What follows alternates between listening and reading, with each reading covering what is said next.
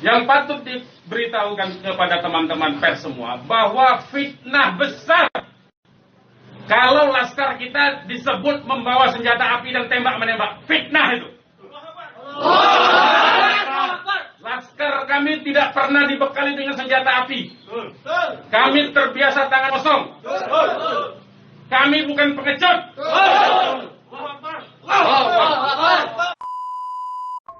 Pokoknya bagaimana caranya kendaraan untuk pengawal belakang itu menghambat laju kendaraan yang menguntit. Halangi terus, tapi jangan sampai dia bisa ngikutin kita. Ada Avanza hitam tubruk aja. Yang tadi, plat nomor yang tadi. Oh ini teruangnya Ge, Bang Aang bilang kita jajak butuh ke Kerawang aja ya yuk. Mohon Pangda instruksi.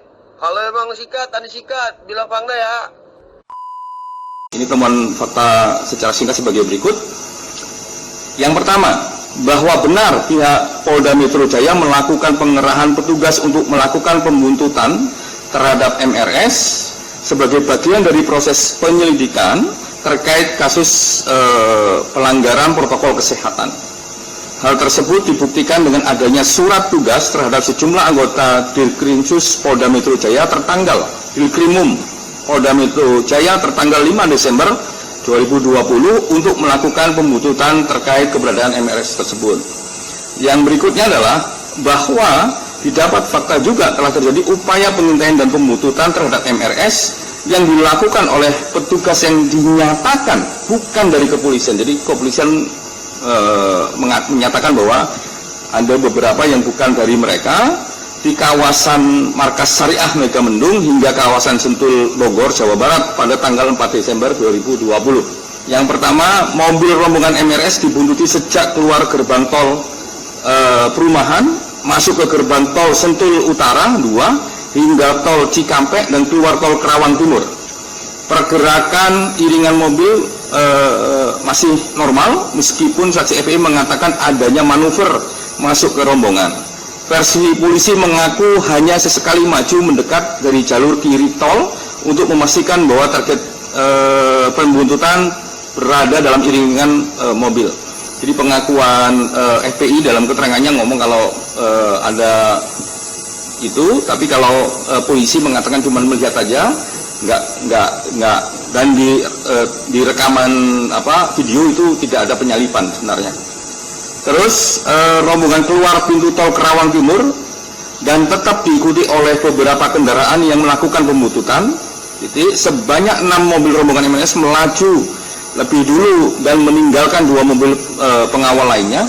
Jadi yang keluar gerbang tol pintu Kerawang Timur itu 8, yang 6 melaju duluan, yang 2 itu ditinggal, yaitu mobilnya Den Mandar, mereka sebut begitu, itu Avanza Silver, dan mobilnya Laskar Khusus itu Chevrolet Spin, untuk tetap menjaga agar mobil yang membutuhkan tidak bisa mendekati mobil HRS dan rombongan.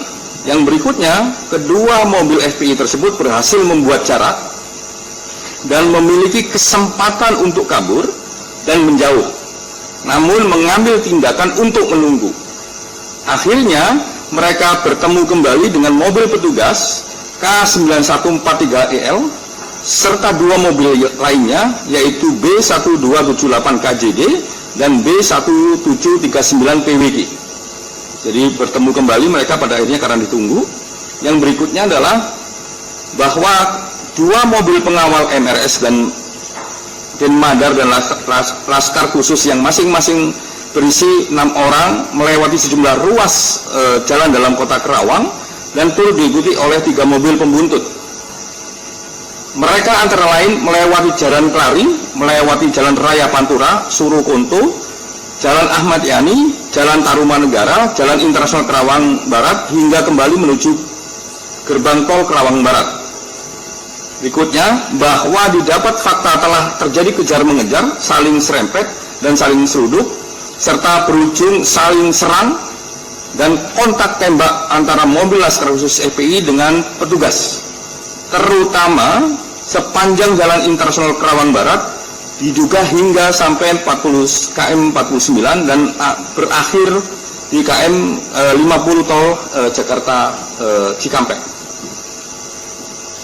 berikutnya bahwa di KM 50 Tol Cikampek, 2 anggota Laksus ditemukan dalam kondisi meninggal, sedangkan 4 lainnya masih hidup dan dibawa dalam keadaan hidup oleh petugas kepolisian. Berikutnya adalah petugas mengaku mengamankan sejumlah barang bukti berupa 2 buah senjata rakitan jenis revolver gagang coklat dan putih, sebilah samurai, sebilah pedang, celurit, dan sebuah tongkat kayu runcing. Bahwa 4 anggota Laksus tersebut kemudian ditembak mati di dalam mobil petugas saat dalam perjalanan dari KM 50 ke atas menuju Polda Metro Jaya, dengan informasi hanya dari petugas kepolisian tunggal gitu ya informasinya, yang terlebih dahulu telah terjadi upaya melawan petugas yang mengancam keselamatan diri sebagai diambil tindakan tegas dan terukur. Dengan asumsi begini, kalau nggak ada proses menunggu, peristiwa KM 50 nggak akan terjadi. Jadi kalau nggak ada proses menunggu, peristiwa KM 50 tidak akan terjadi. Karena ditunggu, makanya peristiwa gesekan macam-macam, tembak-menembak sampai KM 50 sampai KM ke atas itu nggak akan terjadi kalau itu nggak ditunggu. Nah itu menurut kami satu standing yang juga penting. Tapi kalau tadi dibaca diulang-ulang, sebenarnya ada juga yang lain diulang-ulang, enggak. Tapi ini penjelasannya begitu. Jadi peristiwa KM 50 itu tidak akan terjadi kalau di titik-titik tadi itu nggak ada proses yang ditunggu. Gitu. Dan ini sebenarnya makanya beberapa hal yang ada di voice note, walaupun kami yakini kira-kira faktanya ABCD yang kami dapatkan, kami memerlukan untuk uji psikologi forensik. Kenapa kok ini bisa terjadi? Statement-statement yang dalam benak kami di awal ketika kami mendapatkan informasi tanggal 7 bahwa terjadi gesekan, terjadi ketegangan dan lain sebagainya, ternyata terus muncul voice note. Jadi kami itu turun duluan sebelum ada voice note. Jadi kami sudah mendapatkan keterangan sebenarnya. Kok ini berbeda dengan voice note gitu. Nah itu yang sampai pada akhirnya menemukan beberapa poin ini, dan kami merasa perlu untuk memanggil ahli psikologi forensik yang beliau mengatakan bahwa ini baseline-nya adalah baseline fighting. Jadi makanya poin tadi itu juga menjadi concern dari diskusi kami soal psikologi forensik. Sehingga kalau tidak ada yang menunggu tadi, tidak mungkin terjadi peristiwa 50. Toh ini juga terbukti bahwa ini penguntitan saja. Kalau ini mungkin ada aktivitas yang lain, ada niat yang lain, ya kenapa nggak di titik Sentul, kenapa nggak di tol di Jembatan Layang dan sebagainya.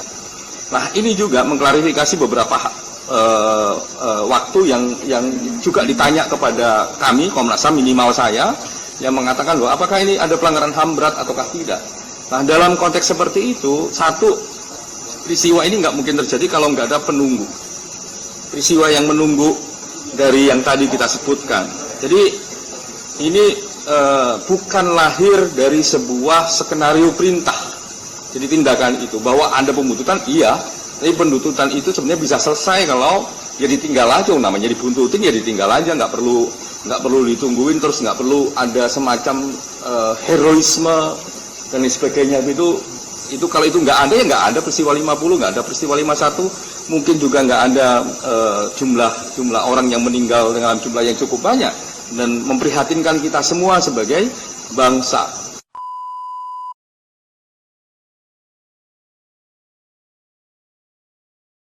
Yang kedua, bahwa ada kelompok sipil yang